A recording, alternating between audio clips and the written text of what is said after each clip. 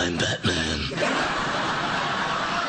Well, I hardly think so. The real Cape Crusader calls his crime-fighting cohorts when he's running late. I had to walk. I couldn't get Raj on the back of my scooter.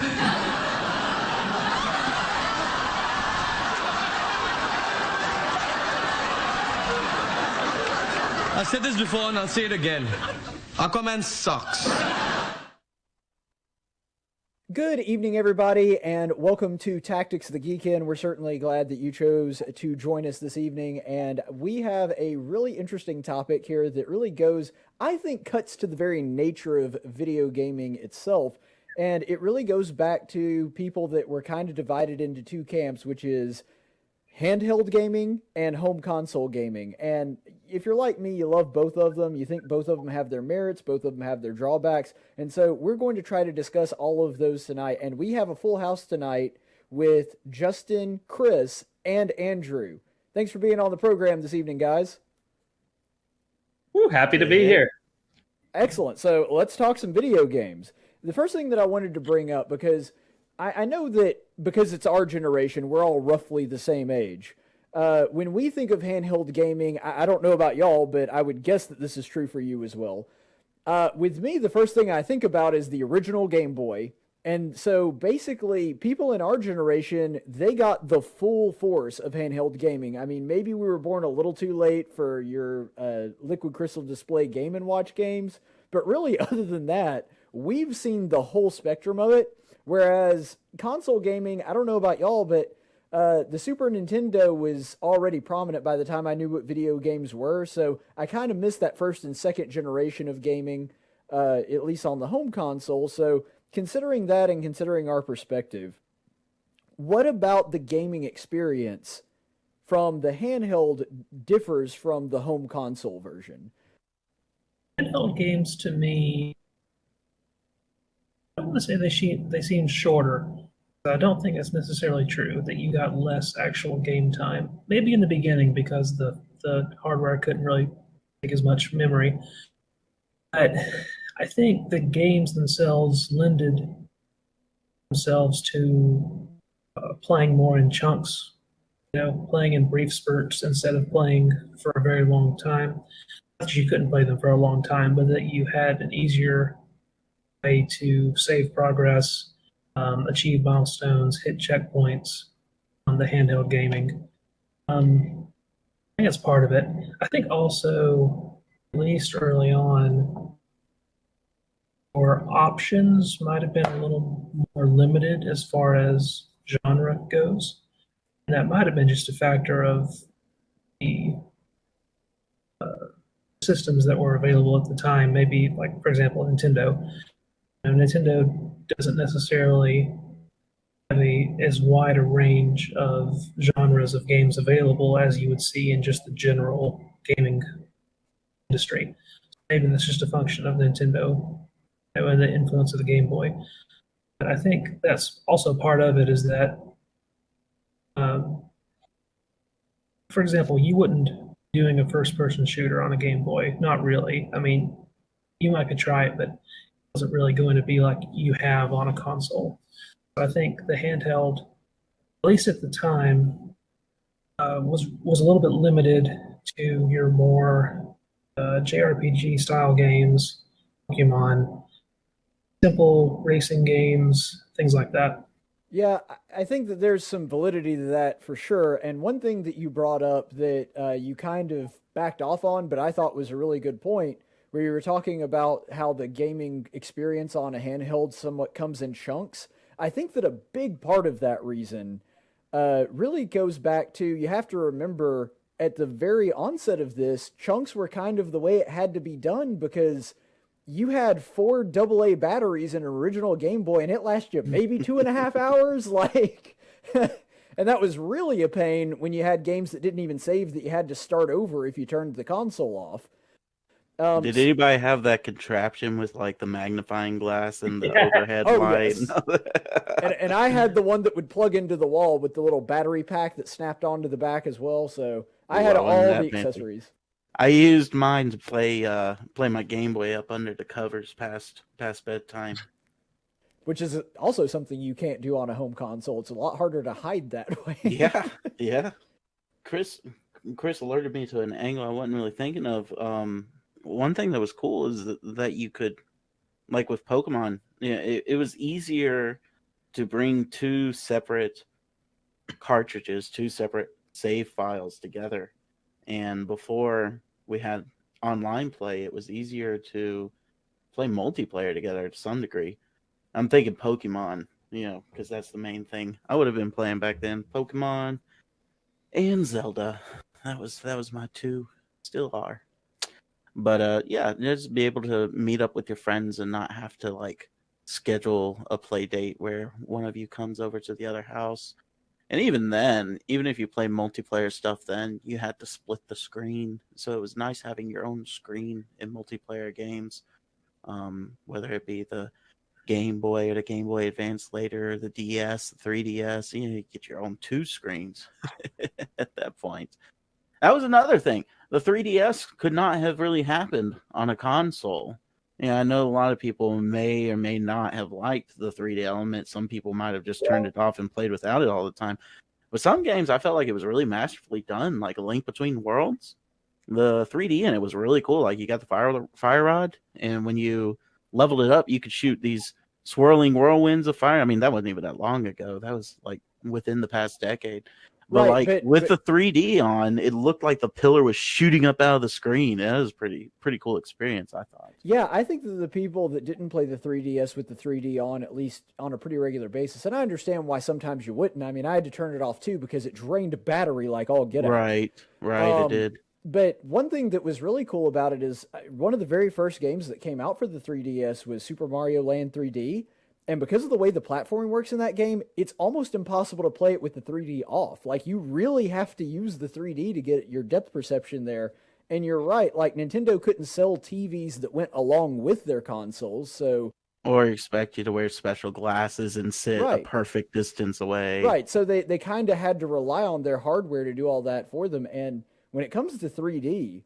like, the 3D gaming in the 3DS was very sophisticated because the gyroscope in it actually adjusted to the way that you held it. And so it was really like a very sophisticated piece of machinery that, sadly, like a lot of Nintendo's innovations, kind of went seldom used, unfortunately. Right. And, of course, the downside of the handhelds is, throughout most of the heyday of the handhelds was also the era that video games were making huge strides on graphics, and that was a lot of times what would sell a console is how good the graphics were. And of course, handheld is always going to be behind. They're working with 16-bit while the consoles are moving into 3D polygons, kind of thing. So. Although one thing that you talked about that Nintendo did, and I know we've talked a lot about Nintendo, but that's like pretty much impossible to can't really talk about much else. Right, like I had a PSP and I've played the PS Vita, but I mean, let's be honest. When comparing the two, that's like comparing the Beatles to I don't know, White Lion. I mean, it's not that I don't like a couple White Lion songs, but come on, it's the Beatles, Who's White Lion? Exactly. They're a '80s hair band. And that's yes, Sony. That is what I'm calling you. You're the White Lion of handheld gaming. Yeah, I don't think I ever even touched a Vita. I've played one a couple times, and I think it was in a Best Buy because I didn't know a single person that owned one. Yeah, people tried to make it out like the PSP was something great just because PlayStation was arguably better along the graphics lines, better than Nintendo. So, you had your PlayStation fanboys and your Nintendo fanboys, but Nintendo always ruled the handheld world. The PSP had Crisis Core, Final Fantasy VII Crisis Core, and Kingdom Hearts. Which one was that? There's 10,000 of them. Birth by Sleep on the PSP, so that's the reason I got one. I bought them like literally just for those two games, and I think Game Boy had Final Fantasy Tactics Advance. Yeah, that's probably my favorite Final Fantasy game ever. Honestly, fantastic game. I love the turn-based strategy games. It's great. Yeah, but anyway, one other thing that you mentioned really quickly that Nintendo just picked up on and ran with, and I thought they actually did an interesting job integrating this, is they actually integrated their console games with their portable games. Granted, they didn't do it much because it was a huge hassle and super expensive to get all the cables that you needed to do it. But there's some games like Final Fantasy Crystal Chronicles, The Legend of Zelda Four Swords Adventure. There's several games where it would give you your own screen, like you were talking about, and it really did change the gaming experience. Like you would get secret messages that only you would get on your screen that the other players didn't get, and so you were the only one that knew what your mission was in that particular round, stuff like that. And so that was an aspect of portable gaming that really, even to this day, console games can't match unless you happen to be like doing a LAN party or doing something over the internet. I'm probably like the only person in our group that actually prefers consoles completely over handhelds. And I feel like I can say that now even more because Pokemon can now be played as a console. I consider Switch on the dock as a console. So that's like one of the few things that I feel like the Switch has going for it. And one of the issues I have with the gaming for handhelds is that while graphics improved, storylines didn't really. Like I looked this up on the internet earlier today on Reddit. There's a guy that went and played through Pokemon. I can't remember if it was Red or Blue, but he played through one of the original Pokemon games. And when you take out the subtitles and all the talking and everything, you just go by based on how long you spend playing the story and moving your character around to get to the end game. He got to fight the last guy at the very end. I think it was Red or whoever it is that has like the level 80 Pokemon. Mm-hmm. He got to fight him in about the same amount of time that if you play through Sword and Shield and you take out all the cutscenes and all the text that's there. So they haven't really lengthened their games. They've added cutscenes in them and made the graphics prettier. And they take up, I mean, you guys can back me up on this. You take up more time hitting A and B to get through the cutscenes in Sword and Shield than you do actually playing the story. And that's something, as for me as a gamer, I want to spend more time doing stuff. I want to spend more time active in the game. And I feel like I get that more on the console side. But let's be real, out of all the guys that are here, with your Nintendo Switches or your handheld consoles, how often do you actually take it out of the house and play it somewhere else? And never. Okay, we stay at home and we play them. So what's the point of having, I mean, yeah, it's fun to sit down and play it in our beds, but I could just hook up my Xbox and go play an immense story like Halo 3 and be stuck doing challenges and everything for hours in it. Well, I mean, let's be honest. One of arguably the Switch's greatest advantages over its current competition is that you can play it on the commode. Just a fact. Can I go show you my Xbox? Scott could do that with his GameCube, so yeah, he did do that actually. No, I mean, you know, I think there's examining the history of handheld gaming too, because if we look at it right now, it wouldn't be much of a conversation. It's like handheld doesn't really exist anymore. Done. I mean, besides mobile gaming, and we could go into that. Let's not. Like, sure. I really don't want to. It's not that it's not valid. I play Clash Royale. Oh no. I don't think I play any mobile games. I'm just not a mobile phone gamer. I don't Clash know. Royale, Sudoku. That's where handheld gamings have moved, though, is tablet and mobile. True. That's the primary place where we see it now. But just to be contrarian, yeah, sorry, I couldn't get a word in. I actually play my Switch almost exclusively handheld. Right, but that's not what he asked. He asked how many of you play it handheld somewhere other than your house. Well, I mean, I do. Like, I take it on trips fairly often. Yeah. Well, see, taking the entire setup is too cumbersome, so I just take it on trips when I go somewhere, in-laws or a work trip. I take it with me. I've taken it to Australia. See, I will take my Switch places too, but normally it's your house and then we dock it and play Smash Bros. So I don't know if that counts. I have used it in the van on tour before, and I've used it actually recently to check turnip prices while I'm at work. So, that's fair. Time-sensitive things, it is convenient to be able to undock it and take it with you. Well, that's the thing. I don't think anybody argues that it's a really cool feature that the Switch does this, and it's funny because this was literally like the next thing on my agenda, and we kind of naturally wound up in it anyway. The way that Nintendo has sort of merged these two, because you probably don't know this since apparently I'm the only one that actually had a PSP. PSP tried to do this. Like they actually had they had officially Sony licensed products where you could plug your PSP into an HDMI cable or into one of those like 5-color high definition plugs, and you could play your PlayStation Portable on the TV, and it was a massive pain in the butt because half the time the thing wouldn't stay in and you'd lose picture in the middle of playing the game. The cord was super short, and you had to be like there playing your little bitty console or your little bitty PSP, watching the TV to do it. And I did it some, but frankly, the way that the Switch did it, like Nintendo finally figured out how to make that formula work and work well. I guess what I'm saying is there would never be a time where I choose to play it handheld over playing it docked, but it is nice sometimes to have that handheld option. The only time that I actually play it not docked is when I play Animal Crossing.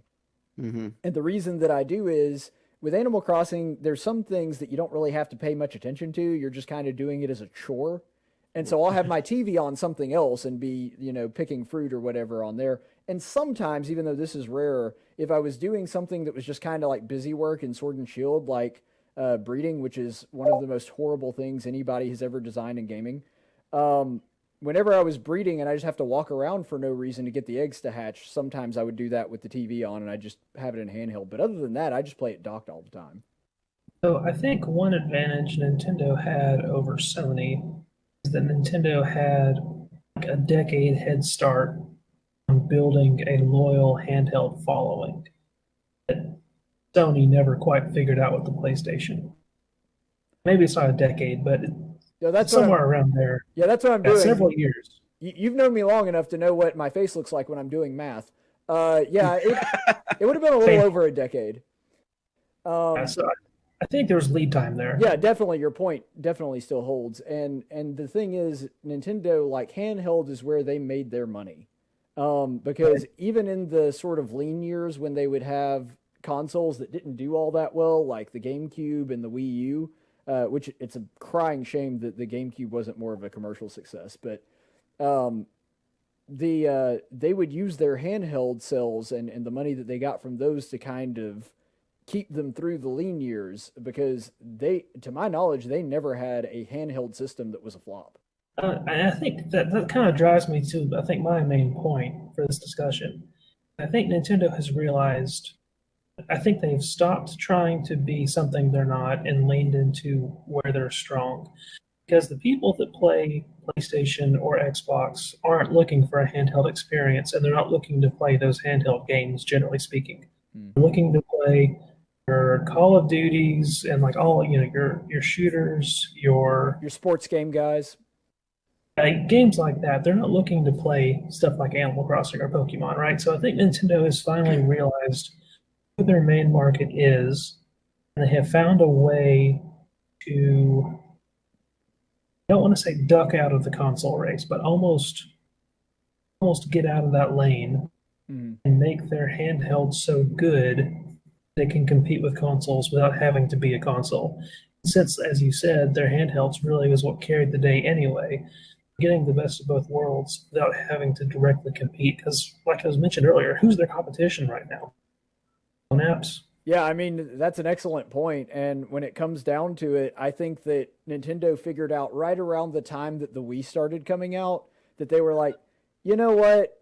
We're not in competition with Microsoft and Sony. We're not even playing to the same base. And so let's quit pretending like we are. Because it was around that time that they started not doing the big E3 floor shows like Sony and Microsoft did. It was around that time that they stopped doing things and because earlier in Nintendo's fight with the different consoles, they would be like, oh, check out these new graphics for the GameCube. And, finally they realized like, okay, we can't compete with PS2 and Xbox. Let's just not even try. Let's showcase the gameplay and how much fun it is instead of like, oh, look at how realistic these graphics are. And I think you're right. I think they realize what they're good at. Yeah. Yeah, their customers aren't expecting that from them either. Right. We're not looking for super realistic graphics. We're looking for Mario Party. Right. Exactly. It's the couch games. What do you call it? Not I keep wanting to say couch top, like tabletop. It's like the couch multiplayer games. You know, like you said, your Mario Party, your Mario Kart, your Smash Brothers, and the IPs. Like that's what I've always loved about Nintendo. I mean, I don't care to play any third party video game on a Nintendo console. I got a PC for that. But Right. I want to Nintendo because I want to play Mario Party. I want to play Zelda. I want to play Mario and Pokemon. Yeah, Nintendo really figured out very early on in its lifespan that vertical integration economic theory, like they absolutely embrace that. They make all their own accessories, they make all their own hardware, they make all their own games, or at least the ones that people buy their consoles for. That's true. Neither Sony nor Microsoft are really huge like IP owners or like Not really. like production companies. You had Sega. Sega was like another Nintendo, but they died out. Right.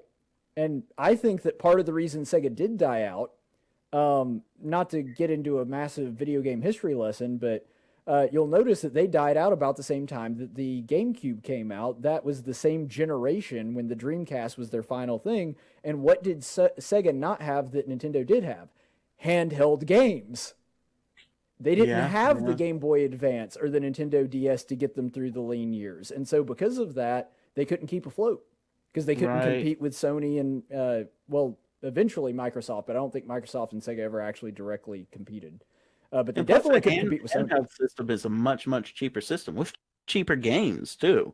The games would usually cost like $30 to consoles 40, 50. Was it usually 55? I think a console game was about that time. Well, no, I think about that time it was right at 50. It was 55 with tax. Right. The downside is now all of your mobile games for the Switch cost as much as your console games. Yeah, I'm very well. aware It is of a that. console. I mean, it really speaks to how you play it. I view it as a console. I view it as a console primarily and handheld secondarily. It appears you view it as a handheld primarily and a console secondarily. It's both a particle and a wave. ¿Por qué las dos? I can't remember if it was Chris or Justin who said it, talking about they realized who their player base was, and that's who they went after. You have to take a look at it. What have we been wanting? Okay, let me say. What I've been wanting from Nintendo for a long time is to be able to play Pokemon on my TV. They finally gave that to us. They kind of messed us up with Let's Go Eevee and Let's Go Pikachu, but when they did Sword and Shield, they nailed it with that. And I think that that's something that a lot of people want. Because Nintendo has been like at the forefront of the frontier of everything. They've been the pioneers of handheld games, and they've had the absolute best selection, the best history and everything for their consoles, for their games. You go through, look at all that, and everybody's like, okay, I've got this system that I love, because they do have their little group that absolutely loves their handheld games. I mean, I loved the 3DS XL. As soon as it came out, I got it. And I didn't get it for any other reason other than the fact that there are a couple of games that I absolutely loved. And the whole thing that I've wanted this whole time again is just, I want to play this on a bigger screen. I can play Halo on my computer and on my TV. Like I can play multiple games on different consoles, but I can't do anything about Nintendo. I mean, I guess I could probably find an emulator and then throw it up to my TV from my PC or something like that and play it. But we finally got that. And I think that being able to do that with literally any game and make it where you don't need a console and a handheld to be able to pull it off is something that they nailed. And it's something that no other, I guess, companies, Sony and Xbox, or Microsoft being the other two, they can't really pull it off. They don't have any handhelds.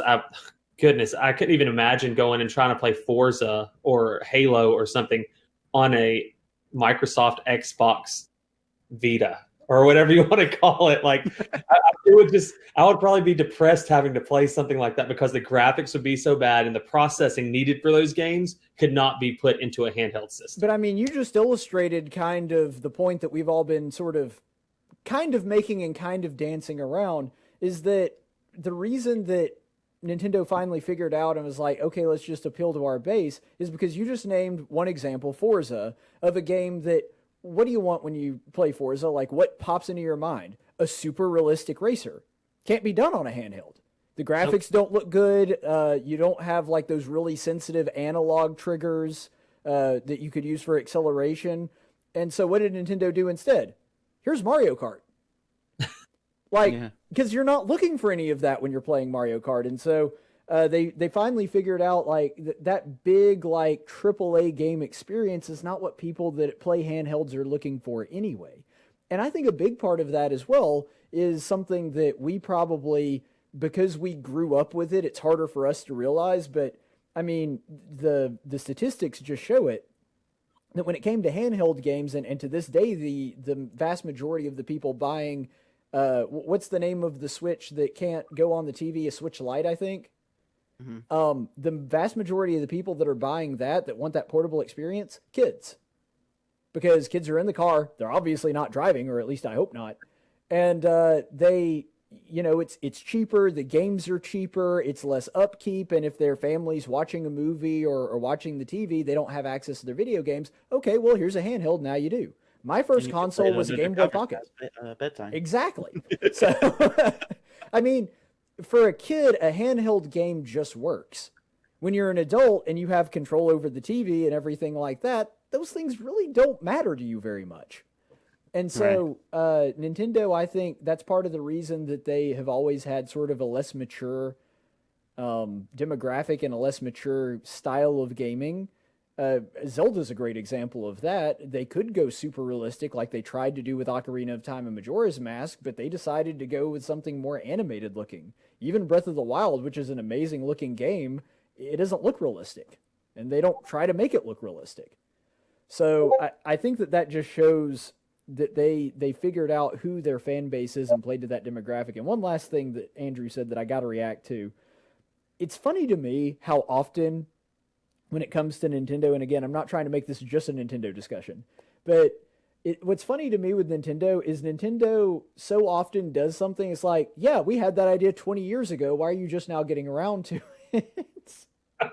Right. And when it came to like Pokemon, a mainline Pokemon game on the big screen, they kind of dabbled with that a little bit with Colosseum and Gale of Darkness, but not really. It wasn't a real mainstream Pokemon game. You couldn't catch like wild Pokemon, for example, the way you do in the other ones. And so they dabbled in it a little bit, and that was actually done by a different company other than Nintendo that designed that game.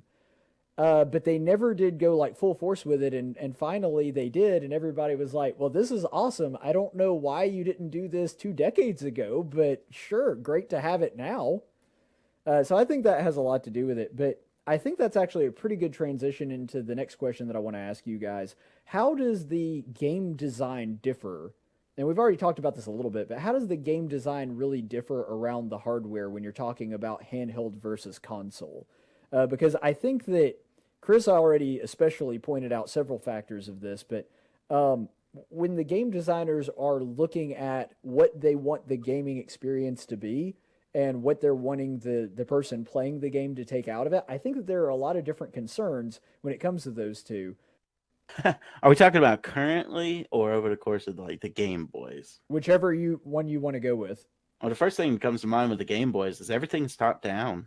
Like so many of the best Game Boy games were top down, or there's a lot of side scrollers too, like the original NES kind of thing going. But yeah, that was when you're not dealing, when you don't have the ability to create the 3D polygons going on, which you didn't until the DS came out, I believe was the first time, and you saw the Metroid Prime Hunters, and which was a glorious debut, I have to admit. To have that on a handheld was pretty cool. Because my video gaming experience growing up, like you mentioned, as a kid, it's cheaper, and you don't have to worry about having the TV. You don't have to worry about your parents being so aware how long you're playing video games. Yeah, you do gravitate more towards the handheld. So that was the majority of my video game experience growing up. And yeah, to see the 3DS with that 3D, or not the 3DS, the DS with that 3D polygonal graphics was pretty cool. But I mean, I think of the Pokemon games, pretty much all of them were top down. And thinking of like Link's Awakening and Seasons and Ages, and I never played Minish Cap, but Minish Cap all those Zelda games were all top down. Golden Sun, and my favorite, the turn-based strategy games like your Advance Wars and your Final Fantasy Tactics. That's one of my favorite genres, and it's practically dead now, except for Fire Emblem. That's the only one that I can think of right now. I was about to say Fire Emblem's got your back, but they're the only ones, man. Which I still need to play the Switch Fire Emblem. I've heard it's good. Three Houses, yeah. And I want to play Sword and Shield too, but like I'm so into Breath of the Wild right now that I'm like, if I buy it, like I ain't got enough love in my heart for 2 games right now. But I wonder how many gamers have like their excuse for not playing other games has been, I'm playing Breath of the Wild right now.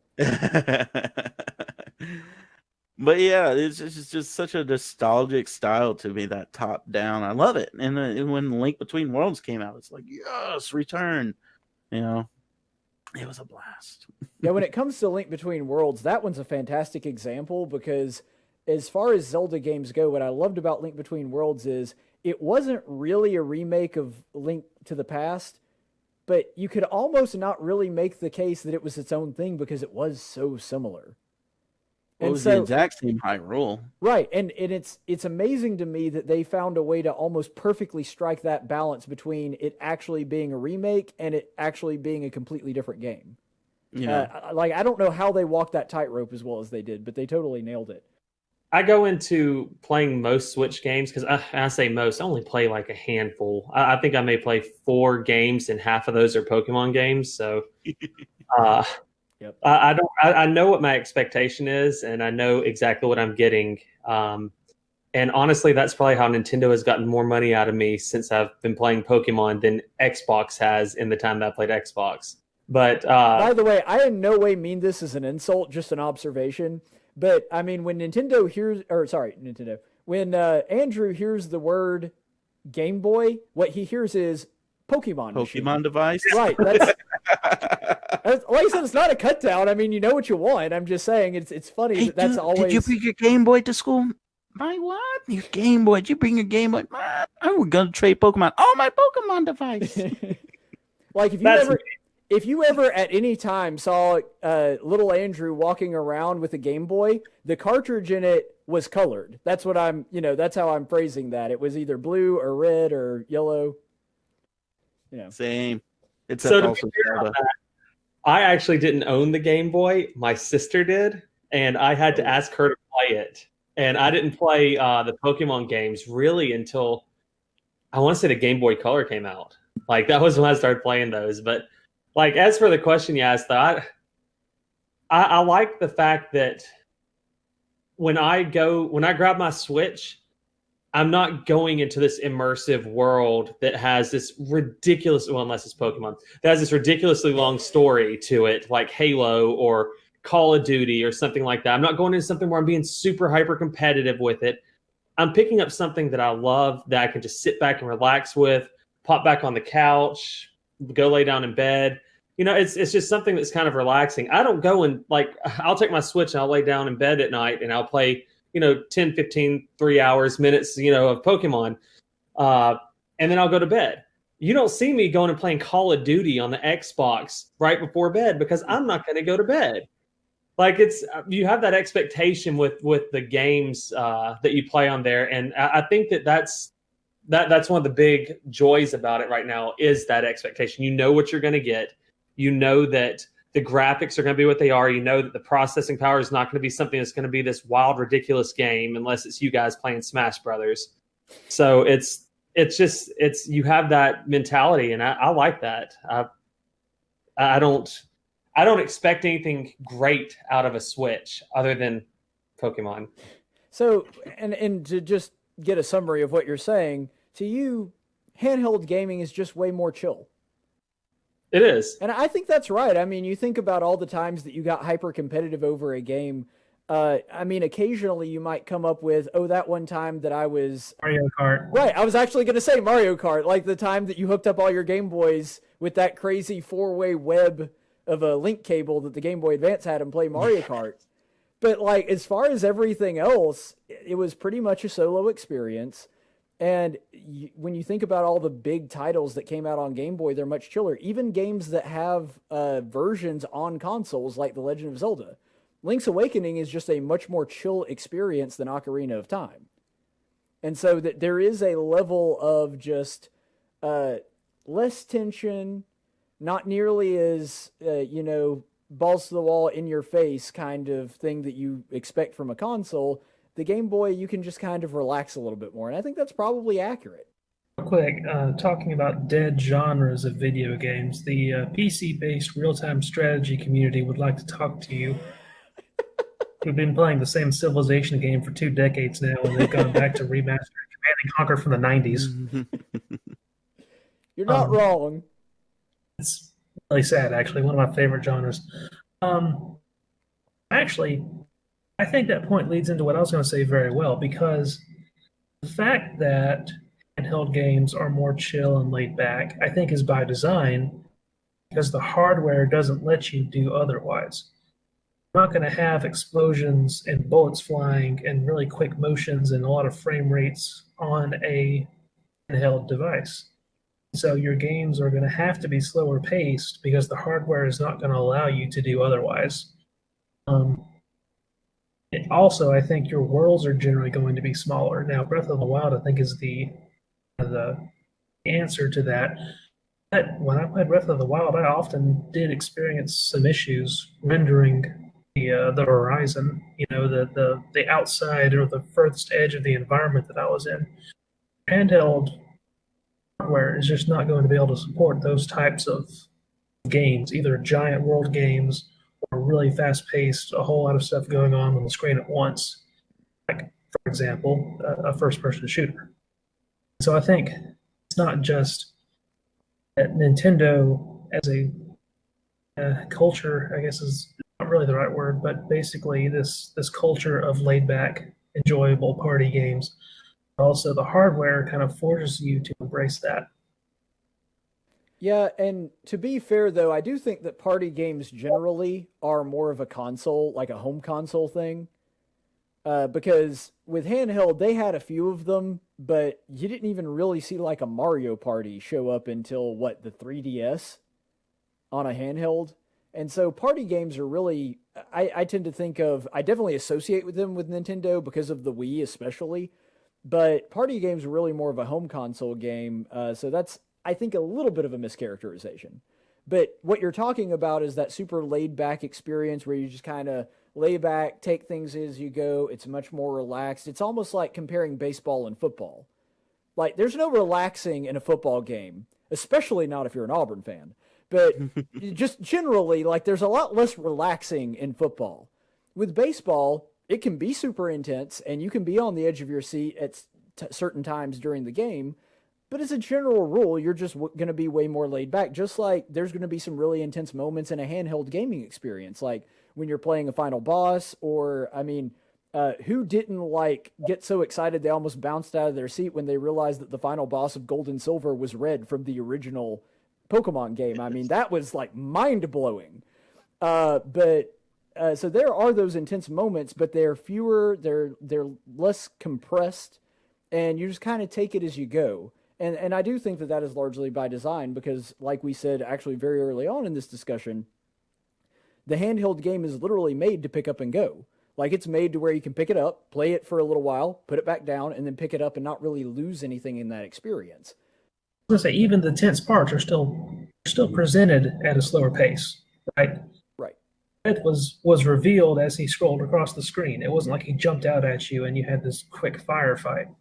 Even the tense moments, I think when you're fighting in Zelda, right? It's fluid, but it's slower. It's the enemies aren't attacking in consecutive motions very quickly. There's timers and everything, and I think it's all intentional so that the hardware doesn't get overwhelmed. And what's the most intense Switch game you can think of is from a fighting perspective? Maybe Monster Hunter. Still. One that I had that was pretty intense. Fighting a Lionel in Zelda. Yeah, I still kind of hesitate to throw the Switch in there, though. Because like a Lionel fight is definitely intense, but it's also one that is on a hybrid system that's halfway between a home console and a portable. When I think of like what we would think of as strictly handheld, a Game Boy, your DS, your PSP, that kind of thing, most of the most intense games that I can think of are on the PSP. So I think that kind of proves your point, is that Sony was going for something completely different than Nintendo's base. The most intense like Game Boy moment that I can think of, I mean, just off the top of my head, a couple of the like final bosses in some of the Super Mario games. But that's about it. Like I'm really having a hard time. The final boss in Yoshi's Island was pretty like, you know. You're missing one epic, legendary fight or moment in a game. In the end of the Delta episode, when you ride on Mega Rayquaza into the out atmosphere and you take on Deoxys, That was pretty one of the most amazing things I've ever seen in handheld games, especially considering it's what on the 3DS. That was powerful. Like I got chills. I remember we were in a group chat and I messaged you guys and said, "Oh my goodness!" And I explained the entire thing. And Caleb goes, "Thanks for spoiling it for me." Yeah, I was actually super ticked that because Andrew got there before I did. That's probably one of my favorite recent games in the Pokemon series is that Omega Ruby and Alpha Sapphire. Alpha Sapphire.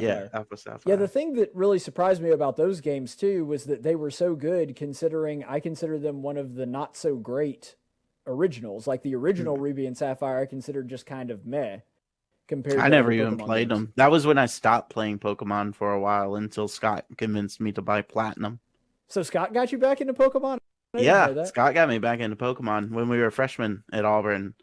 He's like, "Dude, let's just buy Platinum." I'm like, Pokemon's for kids, though. He's like, "Come on. I can I hear was that like, in "Yeah, his voice. You're right.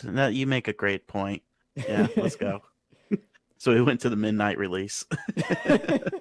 But yeah, so what you're talking about there, though, even though I agree with what Andrew's saying, because Delta episode and flying through the stratosphere on a Rayquaza, that's definitely an epic moment for sure. But Mhm. even that one, it's still like more exciting than intense. You see what I'm saying? Because it's still a turn-based battle at the end of it. Well, yeah, it doesn't require an intense reaction from you. Right. And It's cinematically exciting, intense. Yeah, it's very intense in that sense, but as far as like the actual gameplay being something that demands like a short reaction time and a lot of skill, really not so much. And I think that's one reason that you didn't see a Smash Bros on a handheld console until the 3DS, where the hardware had really advanced far enough to where it could kind of justify that. I didn't like it. I didn't like it on the 3DS. I didn't either. like playing it handheld. I didn't either. It wasn't my cup of tea. Now, my brother had it on handheld just because he didn't have a Wii U, which, I mean, you know, no one else did either. But so I understand it. Speaking of that, and that's one thing that I wanted to bring up, I think that one thing that has somewhat, I don't want to say tainted because that makes it sound like it's bad, but one thing that has greatly influenced, and sometimes for the worse, handheld gaming as a whole is that where is this being designed? Japan. Because think about it, the only two companies that have really done portable gaming, I guess unless you count like the Sega Go or some of the other failed handheld consoles, are Sony and Nintendo, which are both based in Japan, which have heavy population dense areas where there's a lot of people with spare time on their commute to work. And that's what a lot of these things are designed for. Like, there are so many features when it came to handheld gaming that I always just kind of laughed at, because it was like, put your DS into tag mode to where when you walk across the street and other people with the DS on, they'll register on. I'm like, dude, I live in Alabama. That's Walk just across street? right. What? Like You want to get hit? They drive right. like 55 miles an hour on that street. Exactly. And it's just like, keep my DS on in tag mode. I'm not in middle school. Like, that's not... Well, and even then, I couldn't take it there because it would have got confiscated. Or And stolen. that too. And so, like, there's no time where I'm going to run across an instance where I'm going to find another DS owner by happenstance that also happens to have his DS in his pocket on tag mode. Like, that was just an absurd thing to me. But if you're talking about, Tokyo, it probably works pretty well. Just to add to your point, think back to one of the old Pokemon commercials in the 90s. You remember the one where like they were all on the bus? Yeah, the original for Red and Blue. And they were in a city, they were on a bus, they were advertising the link cable, right? Mm-hmm. And it kind of backs up what you're saying. Oh, I mean, Pokemon's a great case study in that, because you remember when Fire Red and Leaf Green came out, their big thing was you can trade Pokemon wirelessly. And the setting for all of that was a bunch of people like randomly meeting in a park or randomly meeting in another urban area and saying, "Hey, you've got a Game Boy, let's trade real quick." And you're right, like that's one thing that I think I would have, even though I do have a lot of fond memories when it comes to handheld gaming. Like I said, my first console was Game Boy Pocket. And I've had every single Game Boy since the Game Boy Pocket. Even though that is the case, I think a lot of my memories would be a lot fonder, and there would be much more of a sense of community if I just happened to live in a place where there were a lot of other people that I might happen to randomly run across. And Nintendo finally kind of caught up to that and got big enough to where even in more rural areas that you could kind of see that with Pokemon Go. But even then, that phase where you could just randomly run into Pokemon Go players only lasted like 3 months before it kind of died out. That was a magical time, man. That was a fun time. Random people that had no idea what a Pokemon was were playing Pokemon. It was insane. It's like, are you looking for the Growlithe? Me too. Let's go. I know there were attractive women playing Pokemon. It was like a fantasy world. But anyway, all right. That's a good point about the commutes and everything. That it makes me think back on what Andrew and Chris were saying about it being in general less intense. Maybe they did that in mind for their intended audience as well. You're on your way to work. You don't want to be getting your adrenaline worked up on the subway or something like that. Especially not a Japanese subway where you're like sitting there playing. Oh. Yeah, I mean, granted, you're only 4 feet tall if you're Japanese, but it's still like a tiny space. But, I am not much taller than that. But. One thing that I wanted to bring up, though, that Justin just mentioned, if that is sort of the experience that you're having, one thing that it made me think of as a comparison, because you kept bringing up Final Fantasy Tactics and Tactics Advance and Advance 2, fantastic games, but think about how different they are from your Final Fantasy 7, 8, and 9, where you'll have a 30-minute long boss battle. Like, that just wouldn't work on a handheld. First of all, it wouldn't feel nearly as epic, because one of the things that sort of keeps your adrenaline up for that whole 30 minutes is the insane levels of music, which half the time when you're on a handheld, you're like in a public place and can't listen to the music. The like ridiculous over the top graphics and that spectacle can't really be had on a tiny screen like that. And so even games, like I said, that have counterparts on the home console, it's just a completely different experience all the way around. I kind of am curious about where Nintendo goes now from the Switch. I feel like I would actually love to see. I think they have a good player base for things like this. And yes, Pokemon's about to get mentioned. Y'all better get ready. But I think that, like y'all were talking about how, or I think Caleb brought up the point about how Zelda Ocarina of Time kind of got a little bit more serious, and they tried to take a different, a lot more serious and a lot more in depth than previous stories. Mm-hmm. I could really see a Switch version in the near future, like the Switch 2 or whatever you want to call it, where it's basically the same concept where they make but they'll fix the controllers, make it a little bit easier to hold or whatever. But when you dock it, the games that you can play while it's docked are like, you can play a regular Zelda game that's meant for the Switch while it's undocked. But when you put it on the dock, you can actually play a different Zelda game that is a lot more in-depth, something that's a lot more serious, something that would cater to the people who are 25 and older, not necessarily the 25 and younger crew, not the kids who are playing it just so they can play Smash Brothers like half the people in this chat. But I think that they really could take something and take their system to the absolute next level, be able to, not only would they have the console and the handheld, but they could take over the next-gen gaming with a system that could keep up graphically with some of the consoles that we have today, that could put out the same kind of computing power or processing power that the PS5 is going to do. Do I know how they could do it? I don't know. They're Japanese. They can do whatever they want to do. They can make, they can make anything they want. But I do think it would be cool if I could go play a Zelda game that was like darker and more realistic and explore that side of Link and not just the cartoony side. Okay, well, I'm going to have sort of a mixed reaction here, and I'll explain myself as far as like, because I don't want you to think that I'm just dumping all over that. That seems to me incredibly unlikely that they would have like two separate games for docked versus picked up, because I think the draw of the Switch is that you can play the exact same game, you can dock it, you can pick it up, it's streamlined, there's no difference. And I think that they are going to have graphics that look more similar to a PS5 or an Xbox, whatever the new one is called, I don't even care. I think they are going to have something similar to that just because you have a law of diminishing returns. So it's not because their processing power is as good, it's just as the graphics continue to ratchet up and get better, the processing power isn't going to make as much of a difference because the games are going to, look more similar the more advanced the technology gets because of that law of diminishing returns. However, I will say this, and this is 100% to Andrew's credit. I remember when Andrew said, well, now that they've got the Switch, they're not going to keep making things and developing it for the 3DS. I was like, Andrew, you're nuts. They're never going to do that. Andrew was totally right. So maybe everything that I just said is not going to happen. Maybe Andrew's onto something and he's just looking into his crystal ball here and got it all figured out like he did with the 3DS. So maybe I'm the one that's crazy on this.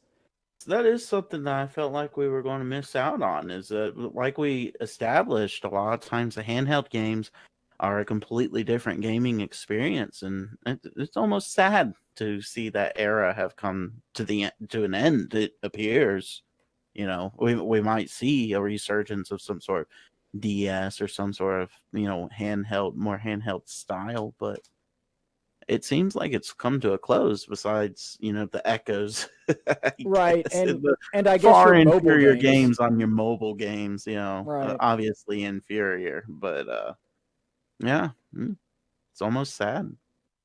Maybe just to pose a question, just to think about as we wrap up. Maybe to take with you and mull over tomorrow. Does Nintendo need to get into the cell phone app gaming market if they haven't already? They have. So what does that look like? They have, okay. Yeah, well, you've got your Pokemon Go, you've got Mario Kart, what is it, Circuit or Tour or something like that? Yeah, a Mario game that's a lot like Flappy Birds. Yeah, they have that too. I guess I was thinking more like they're making their own devices. Oh, yeah, probably not. Maybe. I mean, let's be honest. Nintendo does weird stuff. Like make a Nintendo cell phone? I don't know. That's what I'm saying, though. Nintendo comes out with weird things, right? So if history is any indication, they're either going to make a Switch 2 or they're going to go off in some really weird direction that we wouldn't have thought of.